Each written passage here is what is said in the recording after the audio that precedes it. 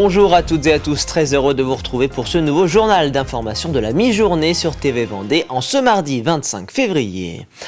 Et il est déjà l'heure de préparer la rentrée scolaire 2025. Du côté des services départementaux vendéens de l'éducation nationale, la direction académique a annoncé les potentielles fermetures et ouvertures de classes pour la rentrée prochaine par l'intermédiaire de sa carte scolaire.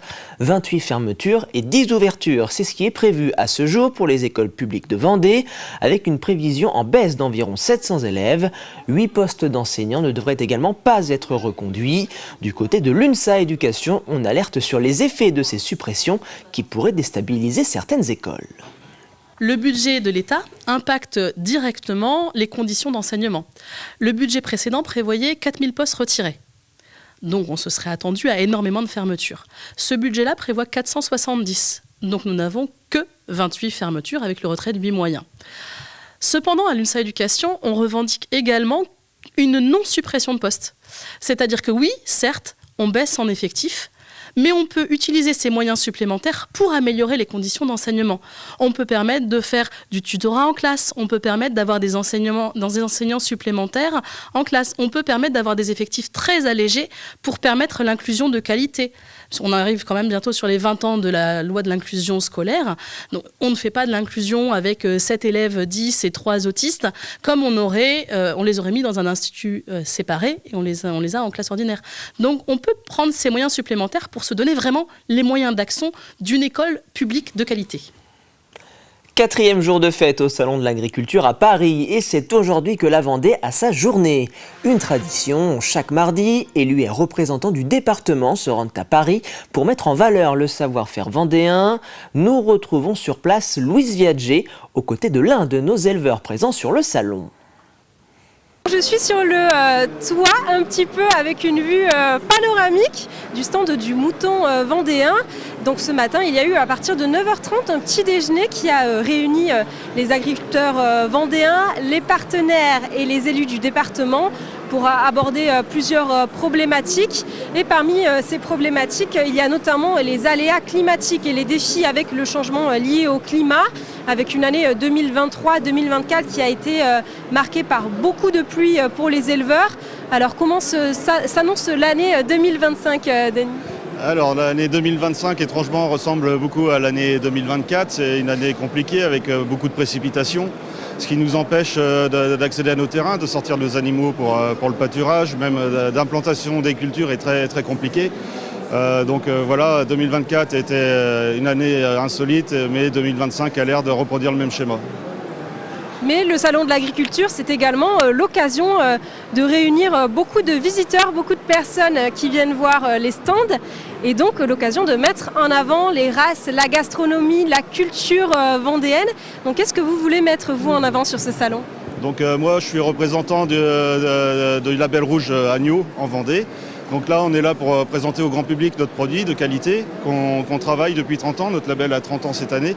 Voilà, donc on est là pour parler de nos produits, de notre travail, de dire qu'on fait des bonnes choses en Vendée et on est là pour rencontrer le grand public, pour présenter notre travail. Est-ce que vous avez des questions, des contacts ? Parce que ça fait la 4e année que vous êtes ici, comment ça se passe en général ? Faut beaucoup expliquer ce que les gens parisiens ou de ville ne connaissent pas le travail du paysan. Ils ne savent pas comment on produit un agneau, ils ne savent pas qu'il y a du pâturage, il y a des bâtiments. Faut tout expliquer en fait. Voilà, les gens découvrent en fait. Ils connaissent pas et ils découvrent. En tout cas, le Salon de l'Agriculture va encore durer plusieurs jours et les éleveurs restent la journée ou quelques jours. Vous allez repartir demain soir. Et félicitations à tous nos agriculteurs pour les récompenses reçues ce week-end au concours général agricole. Un mot du Vendée Globe, et alors que pour les 3 skippers, le voyage en mer touche bientôt à sa fin, pour le Belge Denis Van Winberg, les choses se compliquent avec la rupture du hook de sa drisse de grande voile qui l'handicape pour monter au mât. Pendant ce temps-là, sur la Terre, c'est le groupe Maître Coq qui a annoncé ne pas reconduire son partenariat voile, mettant ainsi fin à un projet de plus de 30 ans qui aura conduit Yannick Bestaven à la victoire en 2021. Je pense que si on devait persister, je pense qu'on rentrerait un peu dans une situation où on rentrerait dans un schéma sans limite, sans fin. Et quand je dis sans fin, c'est en termes de budget, parce qu'à partir du moment où on veut aller chercher la victoire, on voit que c'est un sport qui est très exigeant. Et quand on voit la performance de Charlie Dalin sur ce Vendée Globe, on se dit que effectivement, aller chercher une victoire, ça va être de plus en plus compliqué. Voilà. Et de plus en plus coûteux. Donc à un moment donné, il faut savoir s'arrêter.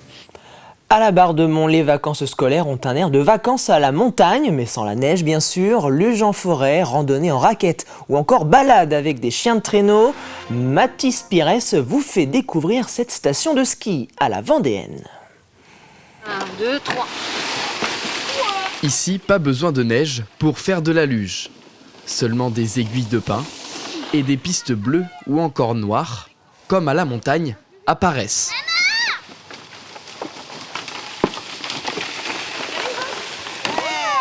On n'allait pas à la montagne cette année, donc on voulait faire de la luge. Il fait 15 degrés.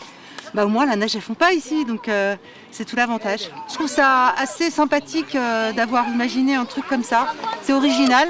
Et puis pour les gens qui ne peuvent pas aller à la montagne, justement, c'est super parce que ça permet d'avoir des sensations identiques à ce qu'on a à la montagne. Sur plus de 3000 hectares de forêt, Fromentine se transforme en véritable station de sport d'hiver. L'objectif, être inclusif. L'idée, c'était de proposer une alternative aux familles qui n'ont pas forcément les moyens de se rendre en montagne pour des raisons logistiques ou financières et aussi du coup pour attirer du monde sur une période plus creuse pour le territoire. Randonnée en raquette, ski sur roue ou encore balade avec des chiens de traîneau.